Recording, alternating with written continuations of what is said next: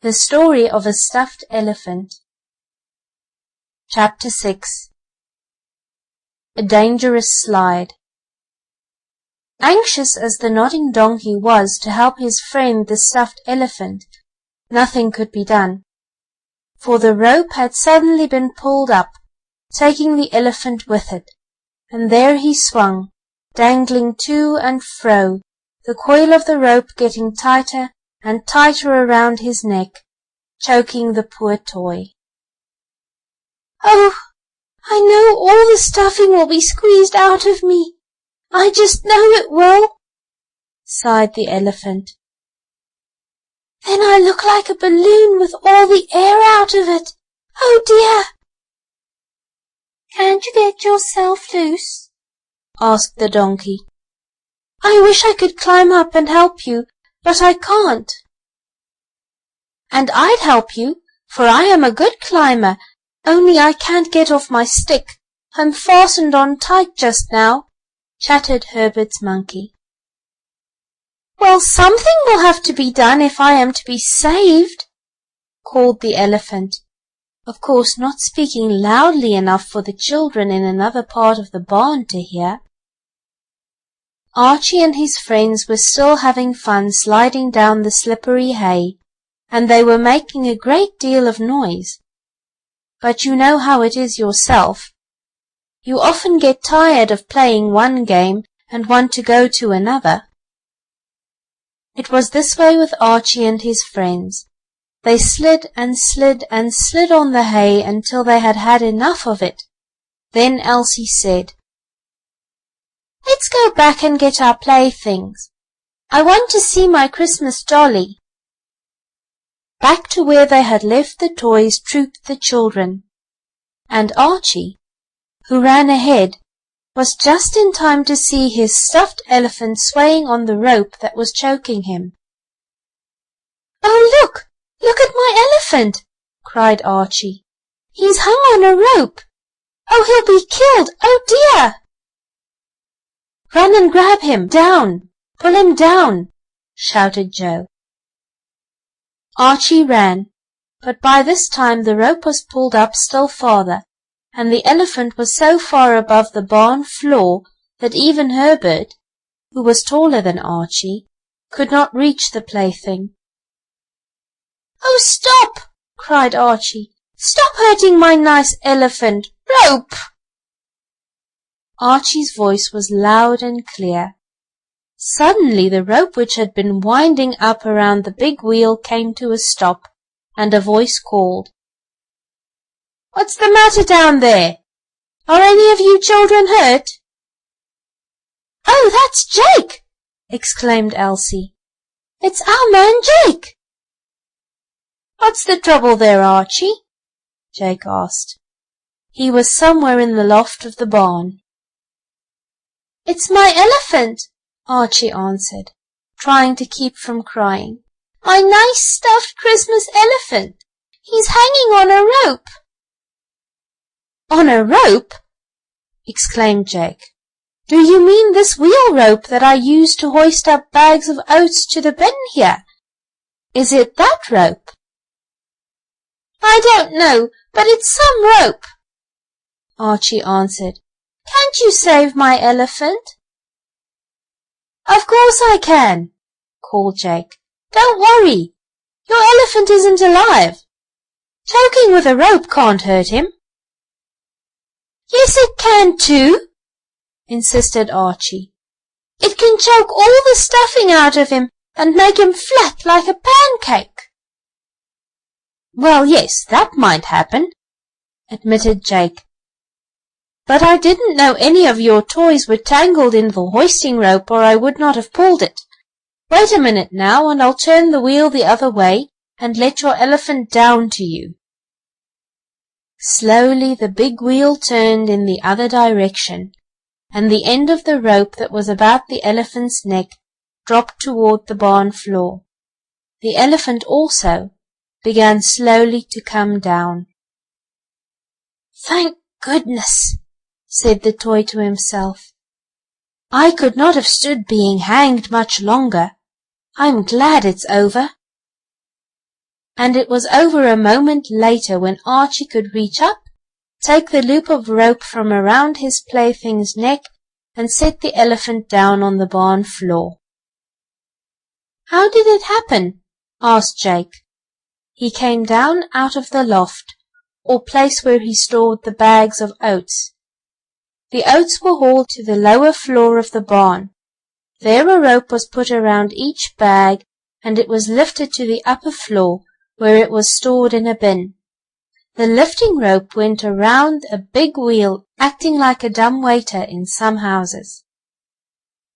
Jake had turned the wheel by pulling on a second rope upstairs in the barn, and as the wheel turned, it wound up the longer rope. It was the end of this rope that had looped itself about the elephant. "How did it happen?"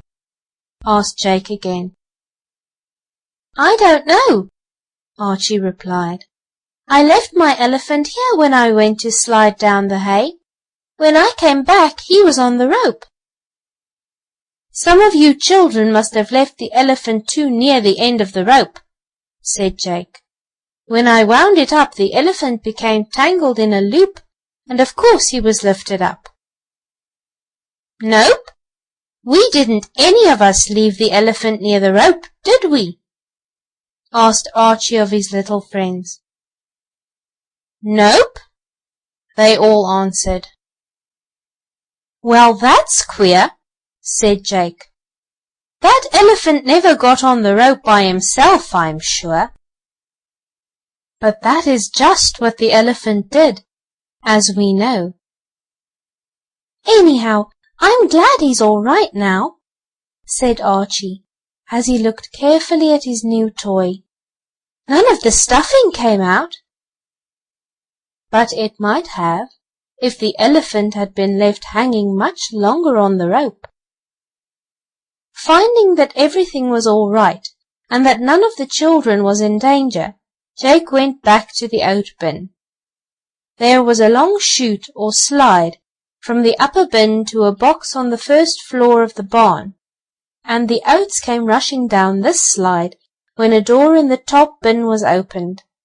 This door could be opened by pulling a rope near the horse stalls, and sometimes Archie was allowed to pull the rope, open the door of the large grain bin, and let the oats slide down the chute to the smaller bin on the lower floor. But this day, Jake was putting a new supply of oats in the upper bin, and Archie was not allowed to play near it.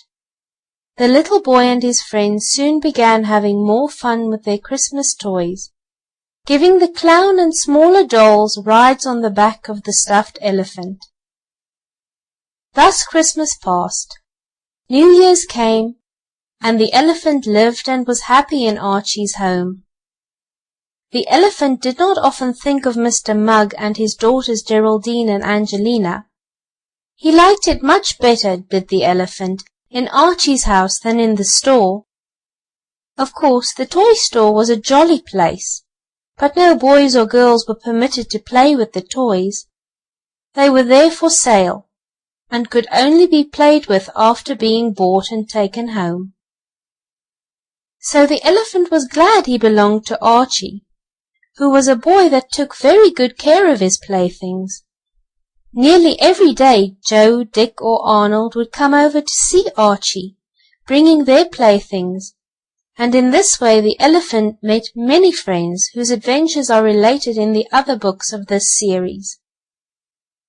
And at night, when Archie and Elsie were in bed, of course the elephant and the other toys in the Dunn house had their usual fun. They would make believe come to life, and talk and play about in the nursery or in the closet, wherever they happened to be left at the close of day. It was still winter, though Archie and Elsie wished spring would come so they might play oftener out of doors, and one rainy day, when it was too cold and stormy to be out, Archie and Elsie went to the big warm barn to have fun. Archie carried his elephant, and Elsie had her doll. "Let's go upstairs to the grain bins," suggested Elsie. when they had played about in the hay for a time. "Maybe Jake will let us open the bin door from up there, and we can watch the oats slide down the chute," said Archie.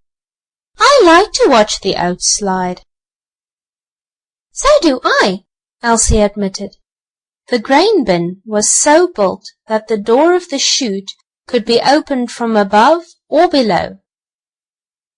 Up to the upper floor of the barn went the two children, with the elephant and the doll. "Are you here, Jake?" called Archie, but there was no answer. "I don't guess he's around," said Elsie. "I don't guess so either," replied Archie.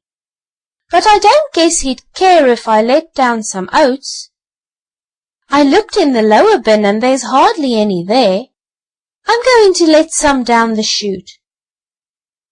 "I'll watch you," offered Elsie, as she set her doll on top of a big oat box. The cover to the box was open. Archie liked this because he could see the smooth oats go down the wooden chute, or slide, like so much water. "I let a lot of oats down," the little boy said to his sister.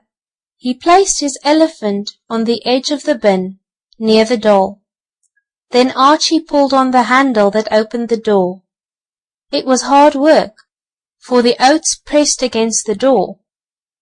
Elsie came to help him, and at last the children managed to get it open. "There they go!" cried Archie, as the oats began to pour down the chute. "Yes, and there goes your elephant!" shouted Elsie. As she spoke, the stuffed toy fell into the oat bin, and a moment later the poor chap was sucked into the smooth chute with the running grain, and the oats closed over his head. Lost to the sight of the children, the stuffed elephant was taking a dangerous slide. End of chapter 6.